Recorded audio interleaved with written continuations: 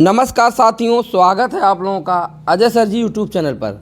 दोस्तों, आज मैं आप लोगों के लिए कक्षा 8 विज्ञान का अभ्यास प्रश्न लेकर के आया हूं।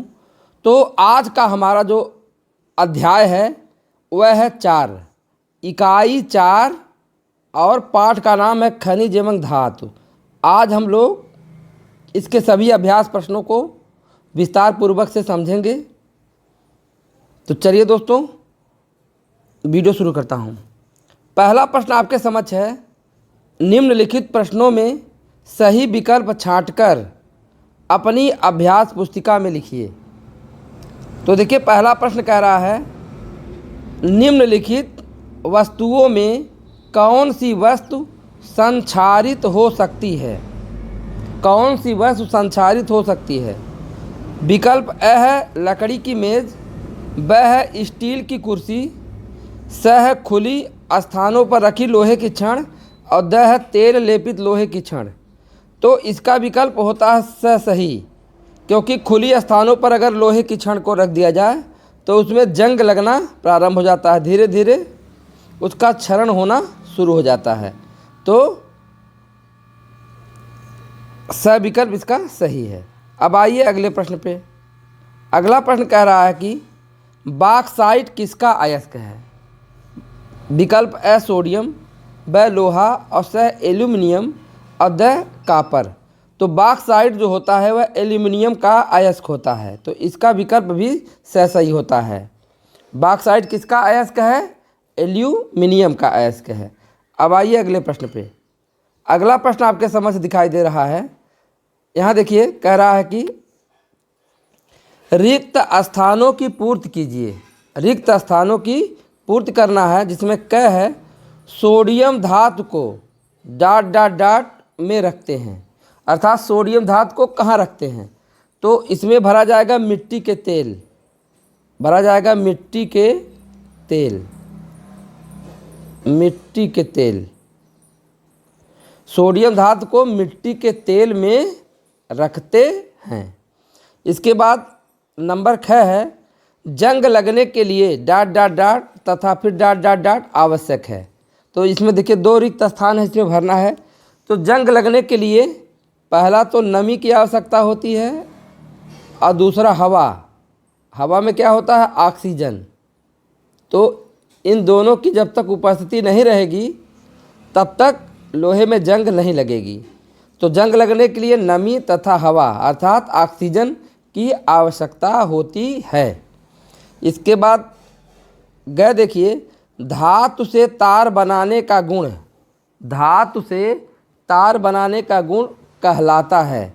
तो इसमें भरा जाएगा तन्यता, तन्यता कहलाता। धातु से तार बनाने का गुण तन्यता कहलाता है। इसके बाद घ विकल्प देखिए, जिन खनिजों से घ प्रश्न देखिए करा, जिन खनिजों से धातु का निष्कर्षण किया जाता है उन्हें कहते हैं, उन्हें अयस्क कहते हैं, उनको अयस्क कहते हैं। जिन खनिजों से धातु का निष्कर्षण किया जाता है उनको क्या कहते हैं? अयस्क कहते हैं। अब आइए आगे, प्रश्न संख्या 3। निम्नलिखित कथनों में सही कथन के सामने सही तथा गलत के सामने गलत का निशान लगाइए। नंबर क्या है? हीरा कार्बन का रूप है। हीरा जो है कार्बन का रूप है, तो यह आपका कथन सही है। नंबर 6 देखिए क्या है, हेमेटाइट एल्युमिनियम का अयस्क है। हेमेटाइट एल्युमिनियम का, तो यह गलत हो जाएगा। हेमेटाइट लोहे का अयस्क होता है। नंबर क्या देखिए, धातु ऑक्सीजन से अभिक्रिया करके धातु ऑक्साइड बनाते हैं, तो ये भी कथन आपका सही हो जाएगा। और घ देखिए क्या कह रहा है, क्वार्टज धात्विक खनिज है। क्वार्टज धात्विक खनिज है, तो यह आपका कथन गलत होता है। अब आगे देखिए, अंग देखिए, संगमरमर चूने के पत्थर से बनता है, तो ये कथन हमारा सही हो जाएगा। ठीक है।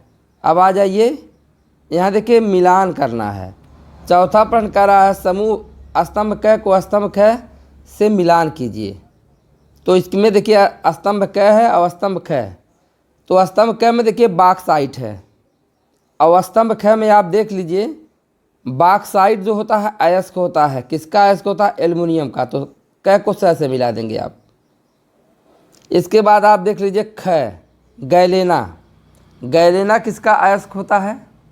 तो यहाँ देख लीजिए आपका जो ये गैलेना है ये लेड से मिला देंगे। हेमेटाइट अयस्क होता है आयरन का, तो आयरन से मिला देंगे। अब पायरोलुसाइट को मैग्नीज से मिला देंगे। तो ये आपका मिलान हो जाएगा। अब आइए संक्षिप्त उत्तर दीजिए। अब संक्षिप्त उत्तर देना है 5वें में। तो नंबर क प्रश्न है, खनिज तथा अयस्क में क्या अंतर है? खनिज तथा अयस्क में क्या अंतर है? तो आंसर देख लीजिए। सभी अयस्क खनिज होते हैं लेकिन सभी खनिज अयस्क नहीं होते हैं। सभी अयस्क जो होते हैं वह क्या होते हैं? खनिज होते हैं, लेकिन सभी खनिज अयस्क नहीं होते। ख प्रश्न है, अधिकांश खनिज किस रूप में पाए जाते हैं? अधिकांश खनिज किस रूप में पाए जाते हैं? तो इसका आंसर हो जाएगा प्राकृतिक रूप में। अब आप आ जाइए आगे। नंबर ग देख लीजिए।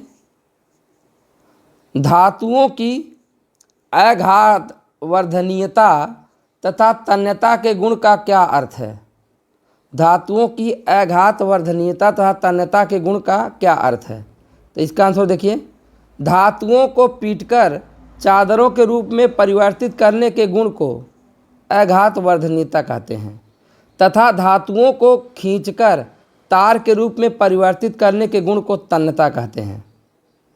धातुओं को पीटकर चादरों के रूप में परिवर्तित करने के गुण को अघात वर्धनीयता कहते हैं तथा धातुओं को खींचकर तार के रूप में परिवर्तित करने के गुण को तन्यता कहते हैं। आगे आ जाइए। अगला प्रश्न है, धातुओं का संक्षारण क्या है?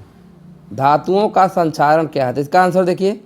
कुछ धातुओं को नम हवा में रखने अथवा वर्षा ऋतु में पानी में पड़े रहने पर उनकी सतह पर एक प्रकार की भूरे रंग की तह जंग या लेप जम जाती है। इस प्रकार धातु कमज़ोर हो जाती है। इस क्रिया को धातु का संक्षारण कहते हैं। लोहे के ऊपर भूरे रंग की जंग लगना तथा जस्ते के ऊपर सफ़ेद रंग की जंग लगना इसके उदाहरण है। अब अगले प्रश्न पे आते हैं। मुक्त अवस्था में पाए जाने वाले किन्हीं दो धातुओं के नाम लिखिए। तो आंसर देख लीजिए। नंबर 1 आपका सोना हो जाएगा और नंबर 2 आपका हो जाएगा चांदी। प्रश्न संख्या 6 देखिए। मिश्र धातु क्या होती है? आंसर देखिए। 2 या 2 से अधिक धातुओं के समांगी मिश्रण को मिश्र धातु कहते हैं। ये धातुओं को उनकी पिघली हुई अवस्था में मिलाने पर बनती है। तो 2 या 2 से अधिक धातुओं के समांगी मिश्रण को मिश्र धातु कहते हैं। ये धातुओं को उनकी पिघली हुई अवस्था में मिलाने पर बनती है। यहाँ देखिए मिश्रण की बात हो रही है। मिश्रण 2 प्रकार का होता है, एक समांगी होता है, एक विसमांगी होता है। आप आ जाइए अगले प्रश्न पे। खनिज तथा अयस्क में क्या अंतर है? तो खनिज देख लीजिए क्या होता है। जो पदार्थ पृथ्वी के धरातल से खोदकर निकाले जाते हैं उन्हें खनिज कहते हैं, जैसे लोहा, अभ्रक, कोयला आदि। अयस्क देखिए ऐसे खनिज जिनसे धातु का निष्कर्षण अधिक मात्रा में एवं कम लागत में हो जाता है अयस्क कहलाते हैं। जैसे आपका बॉक्साइट हो जाएगा, हेमेटाइट हो जाएगा, मैग्नेसाइट हो जाएगा। आइए अगले प्रश्न पे। किसी एक द्रव धातु का नाम लिखिए। इसका आंसर हो जाएगा पारा, मरकरी, Hg। प्रश्न संख्या 6 देखिए। निम्नलिखित प्रश्नों का उत्तर दीजिए। नंबर क्या प्रश्न है, धातुओं की ऑक्सीजन से अभिक्रिया को उदाहरण सहित स्पष्ट कीजिए। तो इसका आंसर देखिए। धातु ऑक्सीजन से क्रिया करके ऑक्साइड बनाते हैं। धातु ऑक्सीजन से क्रिया करके ऑक्साइड बनाते हैं। यहाँ देखिए 4Na + O2 = 2Na2O 2Na2O। यहाँ देखिए ये सोडियम धातु हो गया, ये ऑक्सीजन हो गया, यहाँ सोडियम ऑक्साइड बन रहा है। आइए देखिए आगे। धातु तथा अधातु की जल से क्रिया लिखिए। इसका आंसर देखिए, सोडियम धातु जल के साथ तीव्र गति से अभिक्रिया करके सोडियम हाइड्रोक्साइड तथा हाइड्रोजन गैस बनाता है। सोडियम धातु जल के साथ तीव्र गति से अभिक्रिया करके सोडियम हाइड्रोक्साइड तथा हाइड्रोजन गैस बनाता है। यहाँ देखिए 2Na plus 2H2O equal to 2NaOH plus H2। ये यहाँ देखिए ये 2Na ये सोडियम हो गया, ये जल हो गया। यहाँ देखिए सोडियम हाइड्रोक्साइड बन रहा है और हाइड्रोजन गैस निकल रही है। इसके बाद देखिए अधातु सामान्य ताप पर जल से क्रिया नहीं करती हैं। अधातुएं सामान्य ताप पर जल से क्रिया नहीं करती हैं। अगला प्रश्न देख लीजिए क्या है। लोहा, तांबा तथा सोने के अयस्क देश में कहाँ पाए जाते हैं? तो यहाँ देखिए लोहा जो है बिहार, उड़ीसा, मध्य प्रदेश, तमिलनाडु, कर्नाटक और छत्तीसगढ़ में पाया जाता है। तांबा आंध्र प्रदेश, बिहार, राजस्थान और मध्य प्रदेश। सोना देखिए कोलार खान कर्नाटक और आंध्र प्रदेश। अगला प्रश्न आपके सामने है, नंबर है धातुओं की ऑक्सीजन के साथ अभिक्रिया को दो उदाहरण द्वारा स्पष्ट कीजिए। तो यहाँ देखिए पहला उदाहरण है 4Na + O2 equal to 2Na2O। Sodium की क्रिया ऑक्सीजन से हो रही है तो क्या बन रहा, सोडियम ऑक्साइड बन रहा है। यहाँ देखिए दूसरा उदाहरण है 2Mg + O2 equal to 2MgO। Magnesium की क्रिया ऑक्सीजन से कराने पे मैग्नीशियम ऑक्साइड का बनना। आगे आ जाइए अंगा। सोडियम धातु का जल तथा ऑक्सीजन से क्रिया का रासायनिक समीकरण लिखिए। तो यहाँ देखिए 4Na + O2 equal to 2Na2O। इसके बाद दूसरा देखिए 2Na + 2H2O equal to 2NaOH plus H2। अगला प्रश्न धातु तथा अधातु में अंतर स्पष्ट कीजिए। तो धातु और अधातु में अंतर स्पष्ट करना, तो यहाँ देख लीजिए पहले नंबर पे देखिए गुण है। भौतिक गुण के आधार पे धातु अधातु में अंतर देखिए। धातु ठोस, कठोर और चमकदार होती हैं। धातुएं जो होती हैं ठोस, कठोर और चमकदार होती हैं। अधातु में देखिए द्रव व गैस, यानी अधातुएं द्रव रूप में भी होती हैं और गैस रूप में होती हैं। यहाँ देखिए ठोस रूप में केवल कार्बन, सल्फर, आयोडीन और फास्फोरस। दूसरा घनत्व और गलनांक पे देखिए धातुओं का घनत्व और गलनांक क्या होता है, अधिक, केवल सोडियम में अपवाद है, और अधातु में कम होता है। तीसरा है ऊष्मीय एवं विद्युत चालकता में देखिए धातुएं जो होती हैं सुचालक होती हैं और अधातुएं क्या होती हैं, कुचालक होती हैं। चौथा देखिए अघात वर्धनीयता और तन्यता में देखिए धातुएं जो होती हैं अघात वर्धनीय एवं तन्य होती हैं, लेकिन धातु जो होती है अघात वर्धनीय एवं तन्य होती है, लेकिन अधातु जो होता है भंगुर एवं तन्यता विहीन होता है। आइए आप अगले प्रश्न पे। प्रश्न संख्या 6 देखिए धातु के संक्षारण की रोकथाम के लिए अपनाई जाने वाली विभिन्न विधियों का वर्णन कीजिए। संक्षारण से बचने के लिए नंबर 1 पेंट का लेप चढ़ाते हैं। धातु की वस्तुओं की सतह पर पेंट लगाकर उसे क्षरण से बचाया जा सकता है। दूसरा तरीका है ग्रीस या तेल लगाकर। नए औजारों जैसे कैंची, चाकू, मशीन आदि पर ग्रीस या तेल लगाकर उन्हें क्षरण से बचाया जा सकता है। तीसरा देख लीजिए क्या है, गैल्वेनीकरण धातु चढ़ाना। लोहे को जंग से बचाने के लिए उसे पिघले हुए जस्ते में डुबा देते हैं, जिससे लोहे पर जस्ते की परत चढ़ जाती है। चौथा विद्युत लेपन। कुछ धातु जैसे क्रोमियम, निकिल तथा टिन वायुमंडल में उपस्थित ऑक्सीजन एवं नमी से प्रभावित नहीं होते हैं। लोहे का क्षरण रोकने के लिए उसके चारों ओर क्रोमियम या टिन की इलेक्ट्रोप्लेटिंग की जाती है। अब आगे देखिए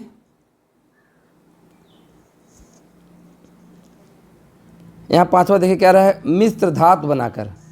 एक धातु में दूसरी धातु मिलाने पर कभी कभी वह अधिक कठोर, अस्थायी तथा संक्षारण से सुरक्षित हो जाता है। एक प्रश्न और बचा हुआ जगह नहीं है, वैसे बता दे रहा हूँ।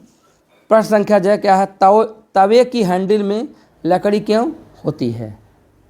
तो तवे के हैंडल लकड़ी के बनते हैं, इसका कारण क्या है, यही प्रश्न है। तो देख लीजिए दोस्तों, लकड़ी जो होती है सूखी लकड़ी उष्मा की कुचालक होती है।